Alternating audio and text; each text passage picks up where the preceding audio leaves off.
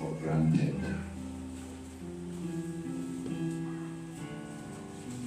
Leo ningependa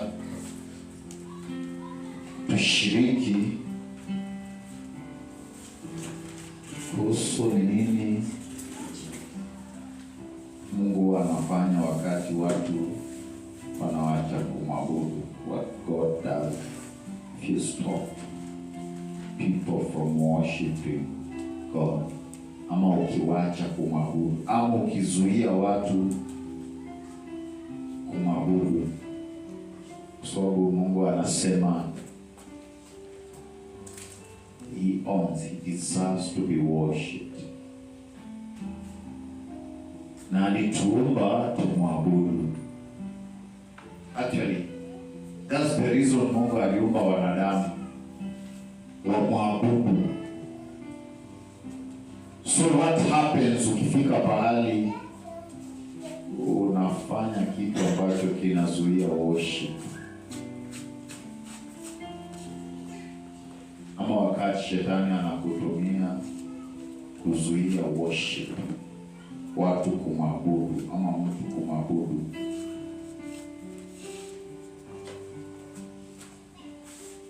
Tunaanza na, nataka kudraw examples from the Bible a few. Tusaidie. Naanza na Amalekite. Tuanze na Pharaoh. Pharaoh, the book of Exodus chapter 14, verse 26, verse 28.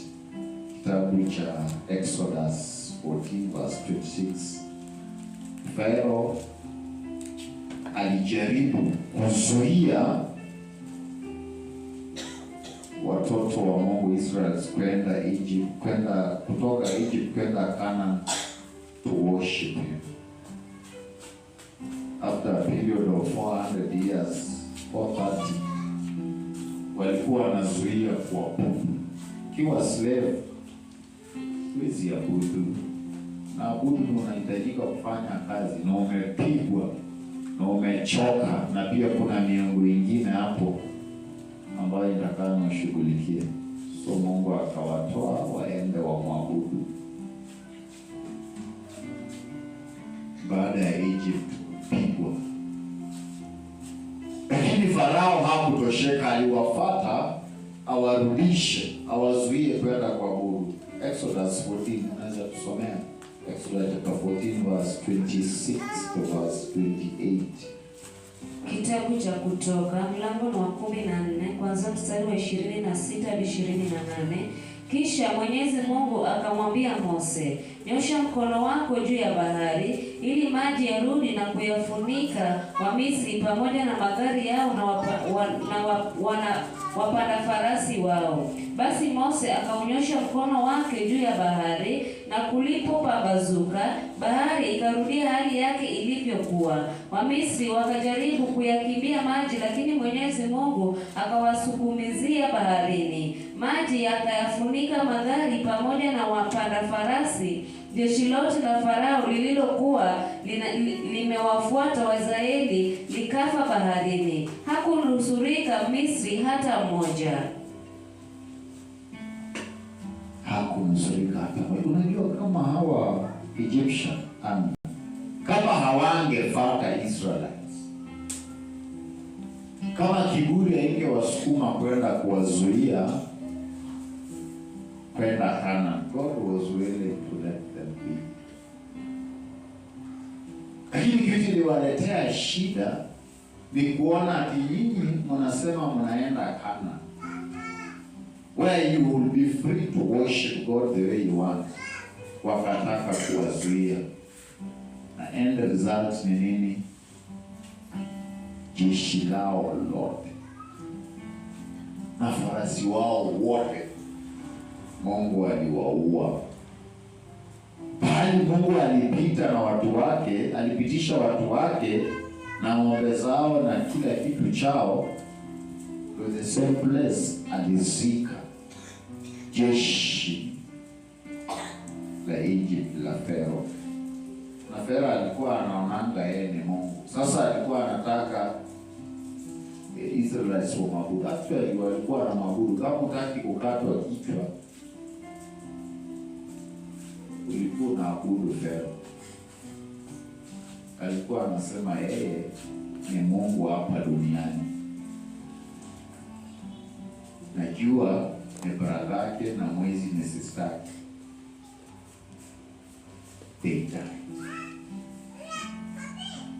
Farao na uungu wake akakufa. Another example wapendwa ni Amalekites. Exodus chapter 17 verse 8 to verse 16. Amalekites. Israel wanapita tu, wana ubaya. Amalekites inawaandama ikitafuta wale those wa weak na kuwaua. Amalekites, Exodus 17 verse 8 to verse 16.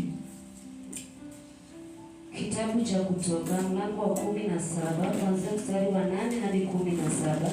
Andiko linasema, Wameleki walikuja na kupigana na Waisraeli huko Refidimo. Mose akamwambia Yoshua, chagua wanaume uende ukapigane na Wamaleki. Kesho nitasimama juu ya kilele cha kilima nikiishika mikononi mwangu ile fimbo ya Mungu. Basi Yoshua akafanya kama Mose alivyosema, akaenda kupigana na Wameleki. Mose, Aroni na Huri wakapanda kilele cha kilima. Ikawa wakati wote Mose alipoinua mkono wake juu, Waisraeli walishinda, na alipouteremsha Wameleki walishinda. Lakini baada ya muda mikono ya Mose ilichoka. Kwa hiyo Aroni na Huri walichukua jiwe wakaliweka karibu na Mose, naye akaketi. Kisha wakaishika na kuinua mikono yake. Mmoja akainua mkono wa kulia na mwingine mkono wa kushoto. Hivyo mikono ya Mose ikabaki imara ikiwa imeinuliwa juu hadi jua lilipotua. Yoshua aliwakatakata Wameleki. Kisha Mwenyezi Mungu akamwambia Mose, liandike jambo hili katika kitabu, liwe ukumbusho. Tena kariri masikioni mwa Yoshua kwamba nitaufuta kabisa Wameleki duniani. Mose akajenga madhabahu na kuita madhabahu hiyo, Mwenyezi Mungu ni bendera yangu, akisema, inueni juu bendera ya Mwenyezi Mungu. Mwenyezi Mungu atapigana na Wameleki kizazi hata kizazi. Yes. They were cousins actually. Amalekites walikuwa descendants wa Esau, ndugu ya Jacob. Sasa hii kukua vyema wa attack the Israelites. Na Mungu akaapa kwa kuwazuia kurudi kwao kwenda kuabudu Mungu, atakausha, wipe out tribe inaitwa Amalekite from the earth. Na actually saizi hakuna tribe inaitwa Amalekite. Hakuna. All the other tribes, Amalekite na Philistines hakuna. All the others bado ziko. Deuteronomy 25 verse 17 to verse 18.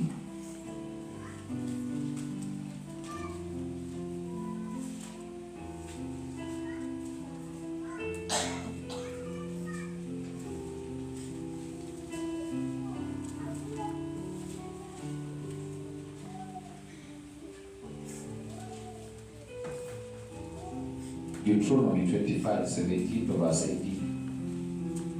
Kitabu cha Kumbukumbu la Torati mlango wa 25 kuanzia mstari wa 17 na 18. Kumbukeni kitendo cha Wameleki mlipokuwa safarini kutoka Misri. Kumbukeni walivyowashambulieni huko njiani mkiwa wanyonge, na kuwapiga wale wote waliokuja nyuma yenu wamechoka. Wameleki hawakumwogopa Mungu. Walikuwa wanajua Mungu na walikuwa wanajua hii ni uzao wa Mungu. Jinsi watu wanaweza jua wewe ni mtumishi, wanajua tu. Jua tu hii ni madhabahu. For example, kuna wengine wanajua hii ni madhabahu, wanakuja wanakanyaga hapa, wanaiba speaker. Wanajua tu ni kama Amalekite. So Mungu anauvunjia kijiti. Tutawaombea sana Mungu awabariki jinsi alivyobariki the Amalekites, na wao pia wabarikiwe hivyo sana kama jinsi Amalekites walibarikiwa. So they were targeting the weak and the weak. Wapendwa, usiwahi choka. Mtembeo wa imani, sema saa ingine ni challenge. Vumilia roho yangu, majaribu ni kama moto naochoma imani yangu. Bwana naomba unisaidie. Saa ingine unaweza bilia imani yako ikachoma, lakini do not grow weary ukabaki nyuma. Kuna wenye walichoka wakabaki nyuma, walichoka. Hao ni Amalekites walikuwa na kazi. Wale imani imedorora, umeanza kulala nyuma, ni Amalekites. Amalekites bado wako tu, watu wa roho ya Amalekites. Kuona imani yako imerudi chini, kutafuta na kukufinya ukufu. Kuona tumaini imeisha, wanakutafuta. Those who have grown weary and weak, huwa wanabaki nyuma. They are sluggish. Hawaombi tena, hawafungi tena, kwenda kanisani kujisukuma. They are weak. They are weak. Hao ni Amalekites. Huwa wanataka wawazuie kwenda Kana, wawazuie kuabudu. So they do things ya kufanya imani yako yumbe. They say words. Wanaacha shughuli zao kutembelea, kunyonga imani yako, ama kuingiza kwa matendo ambayo inaua imani yako. Walikuwa na bado wako, lakini Mungu akasema namna gani? Kwa sababu hiyo kuna wakati, unajua Mungu alishuka kupigana mwenyewe. Israeli wako wanajua vita. So akaambia Moses, kazi yako ni kuinua mikono juu. Kiinua vita inageuka Amalekites na Joshua na timu yake na wachini. There is power in prayer or God. Hata wakati umekuwa attacked na Amalekites, na Amalekites watakuwa attacked tu, sababu wanakuanga tu wanakufuata nyuma. Watu ambao wako interested in your welfare, hawana haja na masomo yako, hawana haja na wewe kufanikiwa, hawana haja na ndoa yako kufanikiwa. They are not interested in you growing professionally, in business, financially. Hawana haja, lakini wanakufuata, wanakutembelea. They smile, they look like they are friendly. Sasa wakati unawaruhusu, wanakanga kama ni watu wazuri, si ni watu wa ukoo. Si Amalekites ni watu wa ukoo. Until wakati unawaruhusu, ndio unaanza kudiscover kama wewe huwa unaomba, kama unakuwa kama Moses. Wakati nimekuwa attacked, you raise your hands up. Ndio unaanza kudiscover they did not mean well. Wakati walikutana na Israeli wakiwasalimia, lengo yao haikuwa nzuri.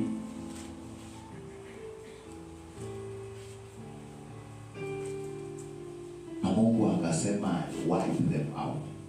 Sasa unaangalia kitabu cha First Samuel chapter 15 and verse 8. Wakati Mungu sasa alifika pahali anataka kumalizia ile watu walibaki, the Amalekites, sema percentage ambayo ilibaki. Saul naye ana spare. Anatuma, anaambiwa enda uchinje kila mtu. Wazee, watoto, wamama, ng'ombe, kuku. Anaenda ana spare Amalekites. Na kwa sababu hiyo Mungu akamnyang'anya kingship. Kuna watu ambao ikifika pahali Mungu anasema waishi, na wewe unaanza kupatiana huruma ya wanadamu. It's good to be sensitive in the spirit. Kuna vitu zingine Mungu anasema uziondoe katika maisha yako, na wewe unaanza kukuwa na ile huruma na ile feelings za wanadamu, unawacha zingine. Kama Saul alichinja kila mtu, akawacha King Agag peke yake na some fatted cows and lambs. Jinsi Mungu anaweza kuambia ngoa hizi vitu kutoka kwa maisha yako, unang'oa, unabakisha 2 ama 3 zenye una attachment sana, unaziwachisha, lakini zingine zote unang'oa. Unachoma nguo zote, unawacha kingine kamoja ama kawili, unakaficha. That's what Saul did. Na sasa what happened? Ilimcost kingship. Ilifanya Saul akalose kingship. Hiyo tu kitendo ya kutochinja hata na kutochinja hao ng'ombe wengine wachache ambao aliona ni wanono, vitu ambao unaona ni vizuri, vinakupendeza, ukiwa navyo watu wanakusifu, so unajificha. Na kwa sababu Saul alifail kutekeleza majukumu, sasa Samuel the prophet akapewa majukumu mengine ambao ni ngumu. Ukijisomea 1 Samuel chapter 15 and verse 32, Samuel akapewa majukumu ya kwenda kukatakata. So it was a dirty job. He's a prophet. He's supposed to have clean hands. No, kitu ilifanya David asipate ujuzi ya kujenga madhabahu kwa sababu mikono yake ilikuwa na damu nyingi. Alikuwa ameua watu wengi. So Samuel ikabidi afanye kazi ambao Saul alikataa kufanya, to clear the Amalekites from existence.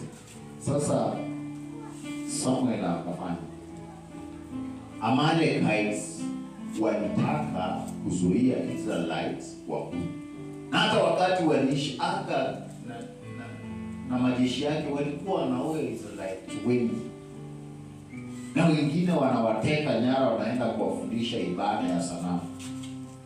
It is very dangerous for people to stop people from worshiping God one way or the other, or even to stop yourself from worshiping God. The other example is Saul. Sio ule Saul mfalme, kuna Saul who later became Paul. Aliumia sana to progress the gospel and worship, and died in prison.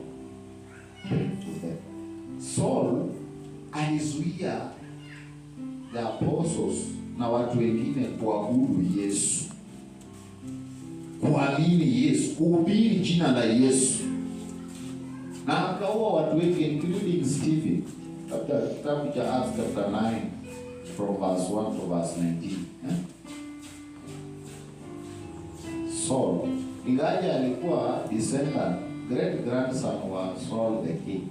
Huyu Saul alikuwa great grandson wa Saul the king. Sasa babu ya babu yake, the great grandfather, ndiye alikuwa amejaribu kuzuia watu Mungu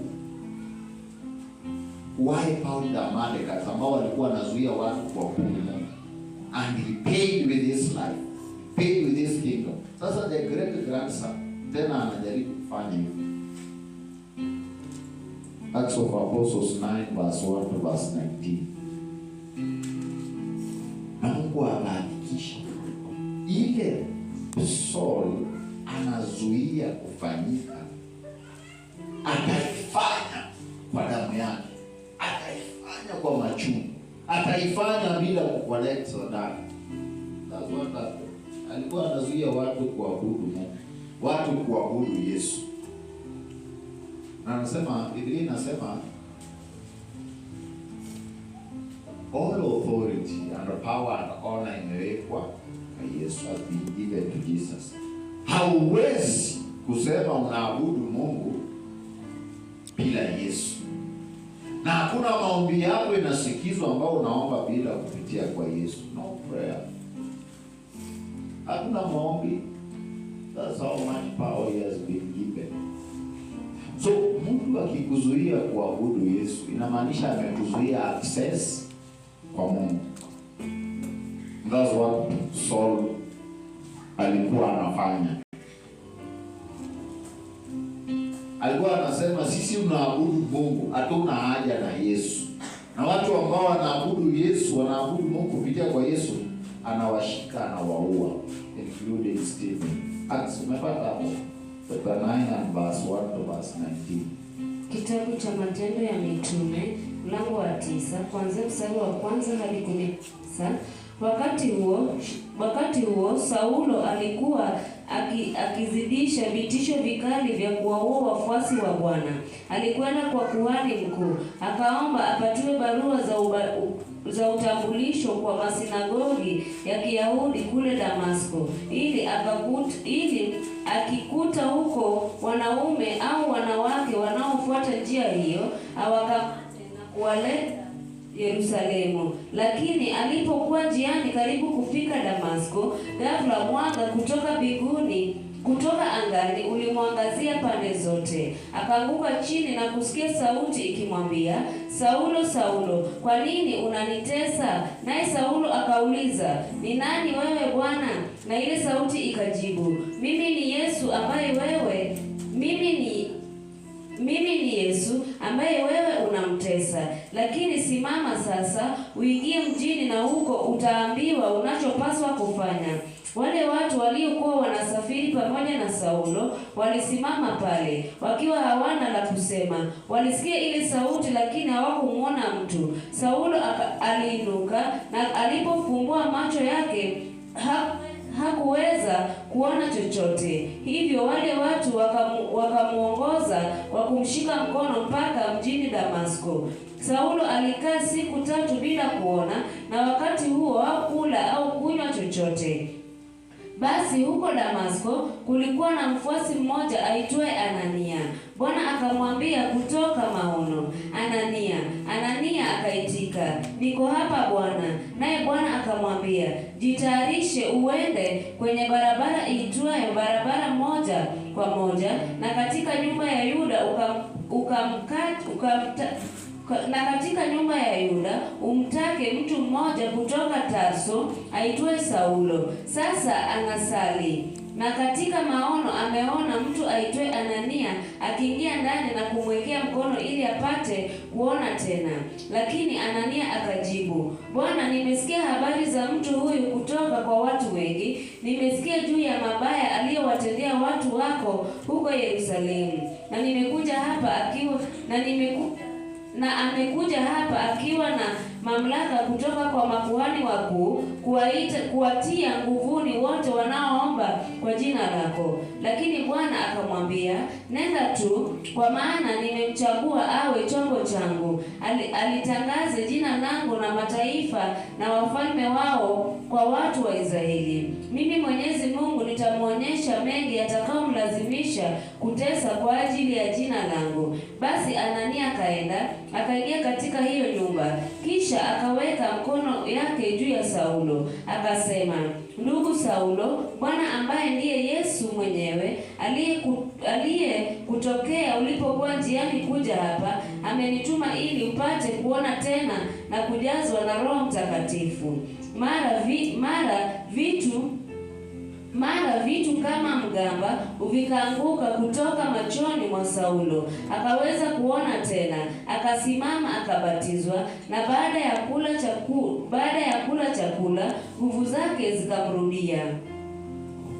Yes. Saul akabadilisha jina na akaenda Asia kufunga 3 years, kufunga na kusoma Bible afresh. Alikuwa anataka kuzuia watu kuabudu Yesu, kuabudu Mungu. Ukisoma the New Testament, alipigwa, anasema alipigwa na chuma mara 3, akapigwa mijeledi sijui mara 2, aliumia kwa sababu ya kutaka kuzuia watu kumwabudu Mungu, kuzuia watu kumwabudu Yesu. Ukisoma Galatians chapter 2 and verse 20, ukisoma unapata anasema kwamba sasa mimi siishi, niliamua siishi, Yesu aishi kupitia kwangu. Sio mapenzi yake tena ndiyo inafanyika, bali mapenzi ya Yesu. He was all for us. Na mwishowe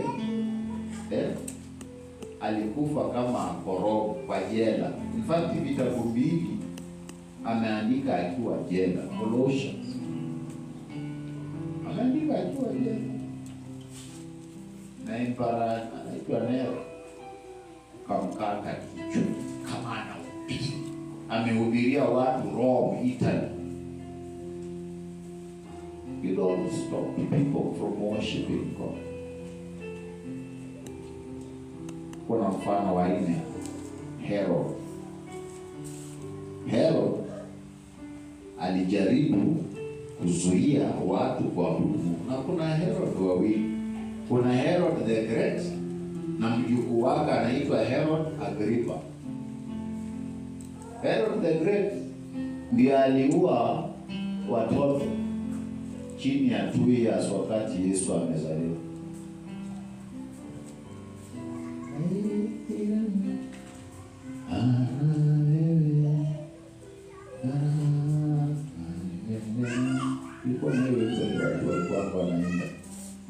Rachel is crying for children and she began to grieve. Ilikuwa imetabiriwa katika Yeremia. Herod, wakati mamajuzi walitoka mashariki wakuja Israel kuabudu Yesu, nyota yake imesimama. Na malaika akawaambia msirudi kwa Herod, mrudi nyumbani Yesu na nagawe. Na Herod wakati alidiscover amedanganywa akakasirika. Akasema sasa watoto wote kabisa kama Farao, watoto wote below 2 years wakufe. Lakini Mungu akachukua akaona Mary na Joseph akachukua mtoto waende Egypt. Alikuwa anaitwa Herod the Great. Evil. The objective was Yesu asizaliwe akuwe mfalme watu wa mwabudu. Lakini alikufa. Na historical facts inasema kwamba alikufa a very painful death. Painful, putrefying illness. Alikufia Jericho. Yaani kulikuwa na ugonjwa mwingine, mwili inaoza, alafu inanuka, alafu anakufa huko Jericho.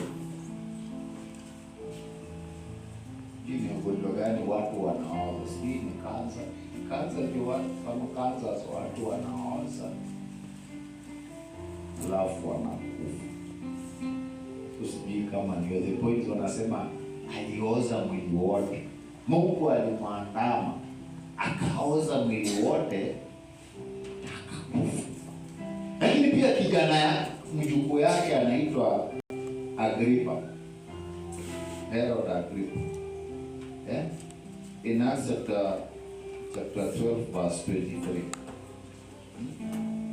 Wakati alitishia watu Israel wamwabudu, watu wakamwabudu, wakasema wewe si mwanadamu, wewe ni Mungu, ati kumfurahisha. Unajua hizi mwanadamu anaweza tisha watu waone kwamba yeye si mwanadamu, yeye ni Mungu, kwa sababu ya favors, ya pesa, ya chakula, ya positions. Hivyo ndio Agrippa, Herod Agrippa alifanya Wayahudi. Uko tyrants, utuone what happened. Utasoma Acts of Apostles chapter 12 yote, lakini verse 23. Kitabu cha Matendo ya Mitume mlango wa 12 mstari wa 13. 23. Mstari wa 23. Papo hapo malaika wa Bwana akamwangusha Herode chini, kwa sababu hakumpa Mungu hizo sifa. Akaliwa na wadudu akafa. Ati watu umewatisha. Unajua kuna wanadamu hizi wanaweza ukiwaruhusu wanaweza kukutisha, wakafanya ukafikiria utakufa usipoa. Wakakwambia wewe kama utaisha usipofanya chenye wanataka. Wanadamu ni shetani ndio anawasaidia. So hivyo ndio Agrippa, King Agrippa alifanya. Na kwa sababu Tyre and Sidon na Capernaum walikuwa na depend on Israel for supply, wakaenda wote kumfurahisha, wanainama wakisema hiyo si sauti ya mwanadamu, ni sauti ya Mungu. Na Mungu akasikia vibaya, kwa sababu all worship belongs to him. Hataki a situation where ati anaweza share glory na mwanadamu.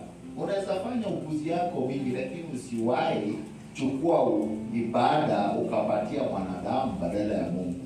It is very risky. So hapo Mungu hata kungoja ati atamalizana naye baada ya hapo. Wakati watu walikuwa wanamuinamia na yeye anasema yes. Nasema alipigwa hapo na malaika.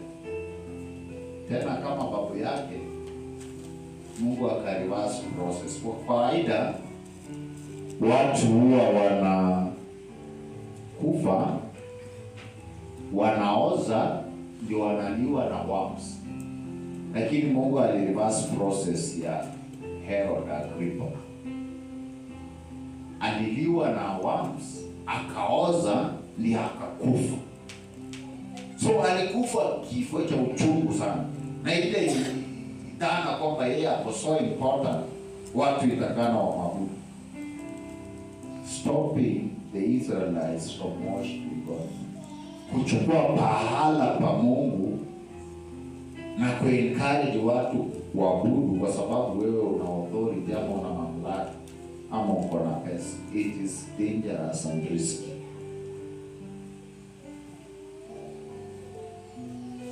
Alijaribu stop worship.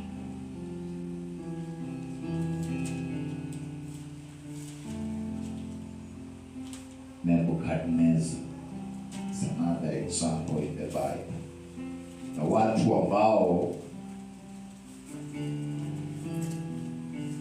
mtu ambaye alijaribu kuzuia watu kuabudu Mungu. That's why worship is very important and important. Kuabudu Mungu ni ya dhamana sana. Kusifu Mungu is critical. Kama unataka Mungu akupatie vitu zake, umsifu. Lakini kuabudu Mungu is not negotiable. Kusifu unaweza amua msifu au msifu. Lakini ibada, kuabudu Mungu, that is not negotiable. Your best advice kuabudu Mungu. Unaweza chukua kitu kingine uabudu, but you will not go far. Kukuja kumwambia wewe Mungu unastahili.